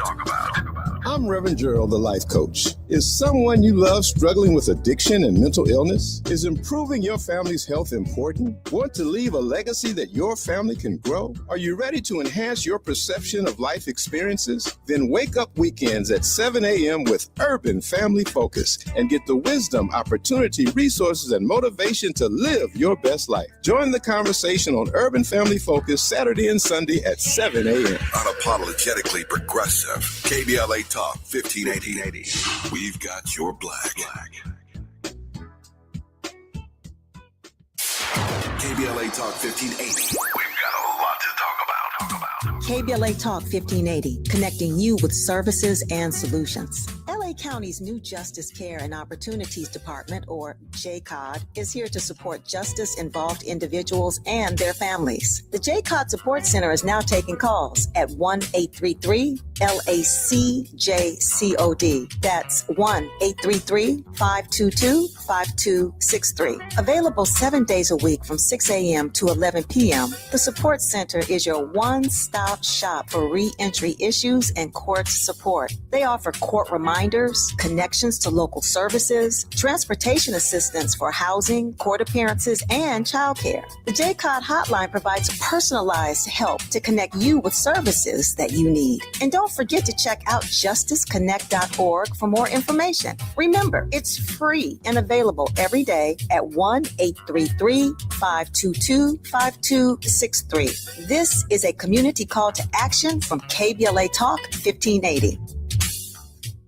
KBLA Talk 1580, connecting you with the world. African Focus Incorporated is a community-based organization whose mission is to bring Africans and African Americans together, lead charitable initiatives on the motherland, and educate people from all walks of life on the beauty, legacy, and opportunity of Africa's 54 nations. And it's that time once again when African Focus is teaming up with KBLA Talk 1580 for our 8th annual African Focus Trailblazers Tour. Travel with us in 2026 when we're headed to the southern African nations of Zambia and Botswana for a historical, cultural, and vacation tour led by me, Dominique DePrima, Cultural Ambassador for African Focus Incorporated. Enjoy luxurious accommodations, conscious fellow travelers, shopping, adventures, cultural tours, wildlife safaris, and a giant waterfall, one of the world's 7 wonders, along with a chance to be of service at an orphanage on the continent. Become an AFI trailblazer by exploring the motherland with a nonprofit organization that has members in Africa and America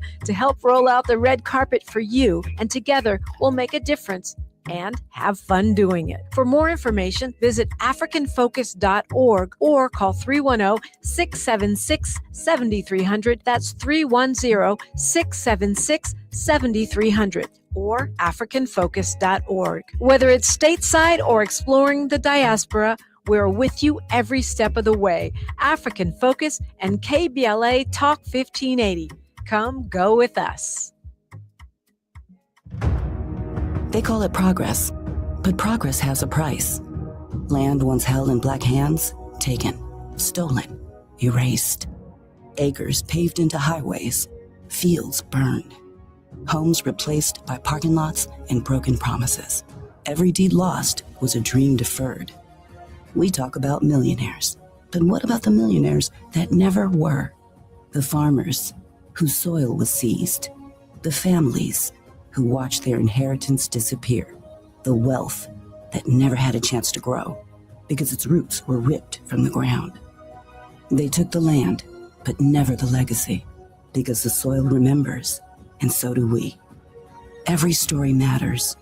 Our mission is to collect, preserve, and amplify these stories. If this is part of your family's history, visit blacklandlost.org/share your story and help bring us closer to justice. You're listening to Jesse Jackson Jr. on KBLA Talk 1580. The Jesse Jackson Jr. Show. The Jesse Jackson Jr. Show.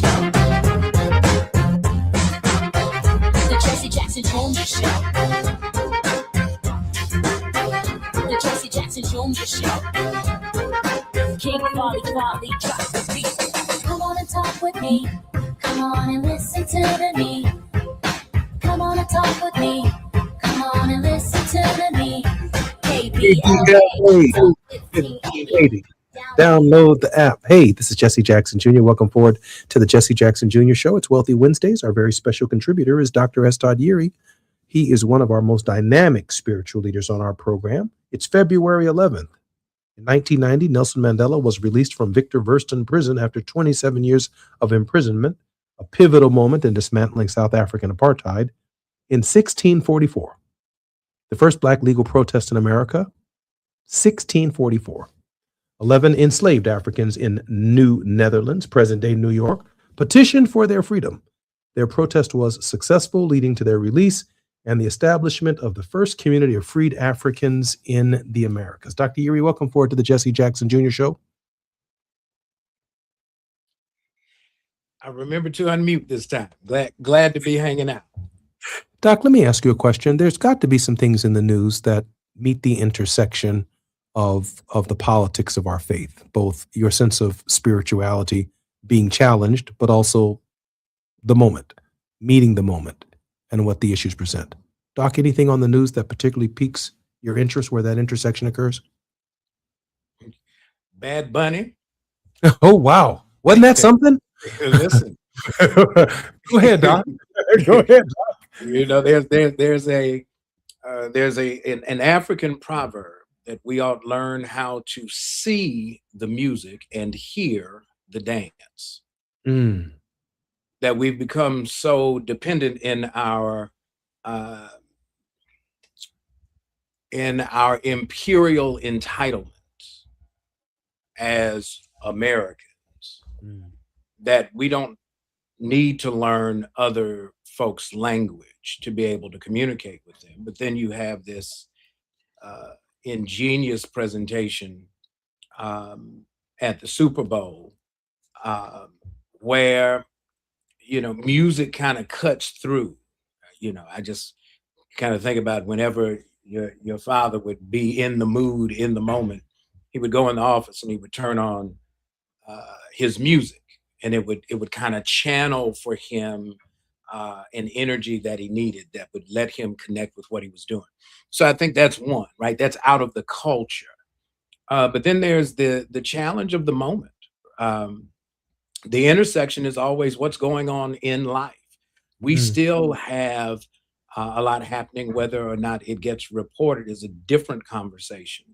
But we cannot become so dependent upon just what comes across sound bites to really kind of know that we are in the throes of probably the most serious season of being people of faith, at least in my lifetime, because the stakes are too high, not just for us, but for generations unborn. I was having lunch with a colleague of mine earlier today, and the moving of the capital, the money, is so profound in this moment that if this president hijacks the People's Bank, so the Federal Reserve Bank is the public bank, and we have several of them across the country. If the president is able to hijack that bank and therefore put his thumb on the scale of who gets capital, as he already has tried with the budget, but also who's able to access it, we've got a different kind of thing. So we're there where we've got to figure out, for funding our next movement, what's going to be our next Montgomery bus boycott moment, because the stakes literally will impact generations down the line if we miss this moment. And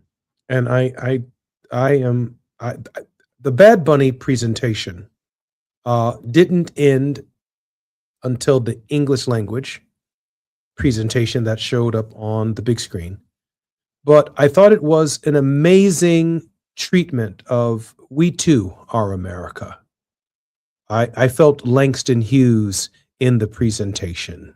I don't know if everyone saw it, but I felt it.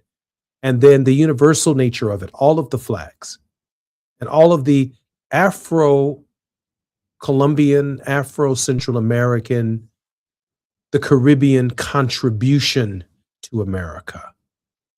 And in a completely different language. My grandmama once told me, you could tell when she was going to give you a whooping long before she gave you one, because the expression itself communicated far more than any words could that you were in trouble. And while I may not have understood every word to every song, the message was so profound that it was palpable. That, remember now, this is against the backdrop of a president who threatens to have ICE agents at the Super Bowl itself, detaining American citizens. And while the right may want to suggest that it was Bad Bunny that delivered a political statement during the halftime show, it's actually a political statement prompted by the President of the United States, who sought to put his troops on display at the Super Bowl at the most watched hour of the year and maybe around the world in the biggest game of the year. It was a political statement, and it was an answer to a political statement offered by the President of the United States. Dr. Yuri? Yeah, you want to make a political statement, just show up. I'm a political statement every day. There aren't too many places where I go that my presence does not make a statement politically. Most folks expect people of color to only aspire to certain levels or to achieve certain levels. And so part of the political statement is watching the room when I walk in and try to figure out now who's going to ask me first some crazy question to try to determine whether or not I'm qualified to be in the room. So when Bad Bunny takes the stage and he's doing pretty much the whole show in Spanish, that's a statement. But not only that, that's also being politically clear, because had he tried to translate all of the songs and do them with the accent or whatever, there's going to be some criticism there. So be you. I mean, if you want to make the most powerful political statement, be authentically yourself and make the world deal with it. And then we can have some conversation about how we're going to change this dynamic. But as long as I'm still expected to have to modify, to code switch, to pretend that somehow or other I'm going to be like our poor brother in Bamboozled.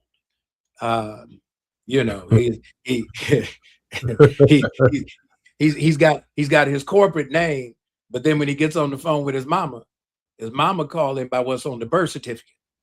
I need the birth certificate version of you, not the part of you that is on your business card, because your business card is who you have morphed into. I want to deal with the reality. I'm Jesse Jackson Jr., listening to the Jesse Jackson Jr. Show. It's the Politics of Our Faith with Dr. S. Todd Yeary. More when we come forward in our final segment with Dr. S. Todd Yeary on KBLA Talk 1580.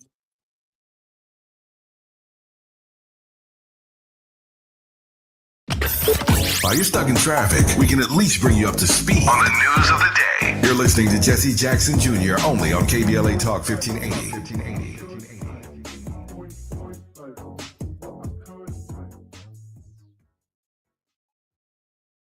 Still battling a thirsty lawn that guzzles water and drains your wallet? Let LADWP turn that patch of grass into a gorgeous, drought-smart garden for free. We're talking a full California-friendly landscape makeover designed and installed by pros at no cost to you. That's right, LADWP does the work, you get the upgrade. Ready to transform your yard and save big? Visit LADWP.com/leap. That's LADWP.com/LEAP. At Charmin, we heard you shouldn't talk about going to the bathroom in public, so we decided to sing about it. Light a candle, pour some wine.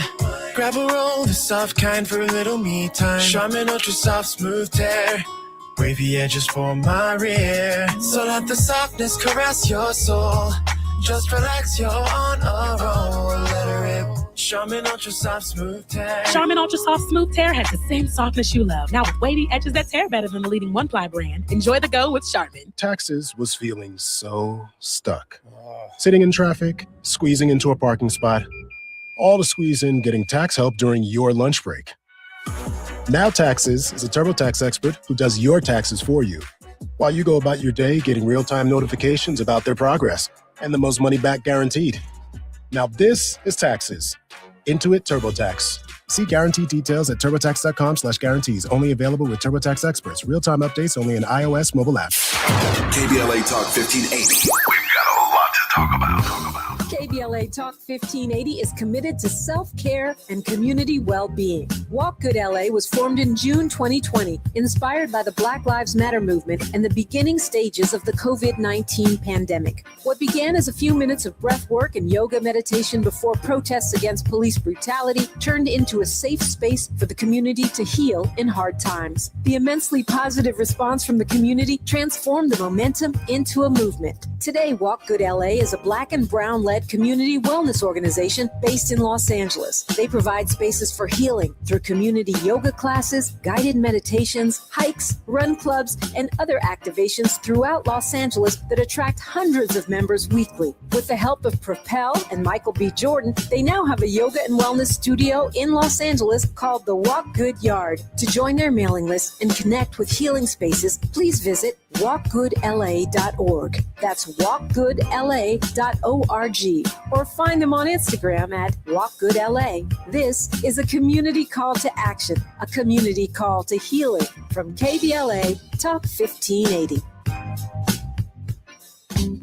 Not everything announces itself. Some things simply arrive, and the room is compelled to adjust. This is grooming without apology, without noise, without compromise. Gods and money, organic formulations, clean precision, crafted for skin that does not ask for permission to be felt. Element Cream, a rare hydration layered like an oud at dusk, measured, enduring, unmistakably masculine, moisturizing oil, a quiet revolution, restoring what stress, climate, and time attempts to claim. This is not skincare. It is composure made visible. It is inevitability. Gods and money exist impeccably. Discover the ritual at godsandmoney.com. That's godsandmoney, MONY.com. Now back to more of Jesse Jackson Jr. on KBLA Talk 1580. The Jesse Jackson Jr. Show. The Jesse Jackson Jr. Show. The Jesse Jackson Jr. Show. The Jesse Jackson Jr. Show. King Folly, drop the beat. Come on and talk with me. Come on and listen to me. Come on and talk with me. Come on and listen to me. KBLA Talk 1580. Download the app. I'm Jesse Jackson Jr. Welcome forward to the Jesse Jackson Jr. Show. It is the Politics of Our Faith with Dr. S. Todd Yeary, both a minister and a lawyer, 1 foot in the pulpit, 1 foot in the courtroom, both feet in reality. Dr. Yeary, welcome forward to the Jesse Jackson Jr. Show and to your show, The Politics of Our Faith. It's always a blast to just kind of laugh sometime and deal with the issues and figure out how we're going to move forward. We were talking about the intersection in our final segment of our faith with contemporary events. And I thought it most appropriate that you went somewhere that I didn't think we'd actually go to. You went to Bad Bunny because there was so many messages that really came out of his performance and the true artistry of what he represented at the Super Bowl. Beyond that, has anything in the news recently created that intersectional question for you about a deep spiritual reflection over what's taking place? In a sense that we have to maintain our sense of confidence in one another. I think after a while, we become so cynical that we really lose our ability to trust that our neighbor really is our neighbor. And I'll tell you where I raised that. You know, this Justice Department has gone after anybody and everybody. And again, they've come up empty, even with their efforts to try to indict the Democratic senators who've served either in policy spaces or in the military, who just kind of said very accurately, you don't have to obey and you should not obey illegal orders. The fact that they can't get an indictment says that, all right, if we understand how civics works, we've got to be in those processes. If we're going to put up a firewall, we can't just watch it. We have to become part of it. And so we got to make sure we show up for jury duty, whether it's locally or federally. You may not know what the case is until you get there. But to avoid it means that you leave it up to whoever's going to be in the random pool. And the case is thin. We know that a lot of folks have gotten jammed up because that the case was strong, but the jury pool was limited. And so the ability to get folks to hear what needs to be heard changes. So I think that's one piece. The other piece is just kind of staying grounded. You know, the reason I brought up Bad Bunny is because we could watch Bad Bunny. We don't have to become so intoxicated by watching the foolishness that we lose our ability to stay grounded in being alive. Life is still happening. And so we can't push pause simply because they're having 3-year-old temper tantrums at the checkout line in the White House while they're trying to knock down a wing and say, we're going to start doing the inauguration in this new ballroom. No, it's that kind of being aware that I think keeps me grounded in hope, because the people are still alive. Now, once we start walking around like zombies, then we may have to have a different conversation. But we've got to keep our finger on the pulse, make sure that we've got a good rhythm for our heartbeat, and make sure that our minds are clear and our hearts are focused because we've got work to do in real time. I do want to wish Barbara Jean a happy birthday. She is one of our most consistent and wonderful participants on social media on the Jesse Jackson Jr. Show, and my very special guest and neighbor, Makai Dyson. Bro, I can't believe you're listening to the show today. He says that Dr. Todd Urey is one of his role models, that, hey, this brother right here is the truth. That's from Makai Dyson, who lives across the street from me here in the city of Chicago, listening to the Jesse Jackson Jr. Show. Bro, thank you for listening today. And for all of our guests who are listening, Dr. Urey, we have about 4.5 minutes before the top of the hour. Can you share with us your word of hope? There are so many things that come across my mind as we talk. I kind of start with one thing and we talk some more, and then I kind of move somewhere else. Sorry. And we come back and have a different conversation. And I'm like, never mind. And so to get to this place where I try to leave something to keep folks encouraged. And sometimes, as we often do in the Black church tradition, is we recognize that we're people with responsibilities, even when we are running for our very lives, as David was when he was running from Saul. He couldn't run from his assignment, because if you read that passage, it says all the folks who had issues were following him, and he's running, trying to just spare himself. So you can't run away from who you are and who you've been created to be. So I figured my word of encouragement, and I'll ground it in scripture so y'all don't think I'm some bootleg preacher out here faking it in these streets. I have a new theology called Do You Boo. Do You Boo is look at yourself in the mirror in the morning and recognize that you are an amazing gift from God, placed in this moment in time to leave a mark that is going to be so impactful until it won't soon be erased. And so if you stay focused with that, then you have to recognize that when you go through the challenges of life, like the psalmist will say, I like the psalmist. The psalmist talks like I talk. The psalmist, says the Lord is my shepherd, but the psalmist also says these folk getting on my nerves, get my enemies. I can relate to the psalmist. But the psalmist is also very aware. I want you to be aware that wherever you are, God is. That's what the psalmist said in Psalm 139. If I go to the highest heavens, you're there. If I have to walk through the depths of life in the sea, you're there. I can't escape where you are. And so God says, be still, be cool. Keep your powder dry. Stay focused and recognize it's not just who you are, but whose you are that's going to make a difference in this moment. And in the end, as our brother Kendrick Lamar would say, a good public theologian in the modern context, we're going to be all right. We're going to be all right. We're going to be all right. Thank you, Dr. Urey. So grateful that you've been on our show today and your regular contribution to our efforts. How's your family doing? Everybody's good. Listen, we just out here trying to do what we do as long as we can and do it to the best of our ability. So I'm grateful to still be able to do what I do. And I've got a great support system to make it happen. I want to take this opportunity to thank KBLA Talk 1580 for the opportunity to have the Jesse Jackson Jr. Show on this wonderful network. And I want to remind everybody that in order to have free voices, the kind of voices that we have in this nation on this station, it is a rarity. Just this past week, Jeff Bezos laid off, I think, a third of the Washington Post. Other news organizations are going through similar transformations. Many of them are becoming far more corporate, which means that economic interests at the top of the news are actually driving the news. But right here at KBLA, we have the opportunity to maintain our independent voices.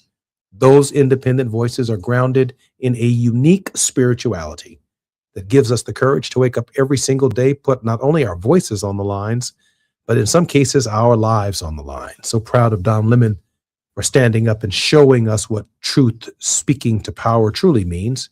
But in a real sense, from Dominique DePrima to Tavis Smiley to Nee Quarterly Corte to Cornell West to all of the regular contributors on KBLA, that's exactly what we do. And while it may not be Christmas, keep this station in your prayers. But also, if you got some extra change, it's okay to stop by Lamert Park and drop some of it off because we need the resources to keep our voices free, to keep our people safe, and to be legitimate. I'm Jesse Jackson Jr. More on KBLA Talk 1580 when we come forward tomorrow. It will be Thought Provoking Thursdays. I'll see you then. KBLA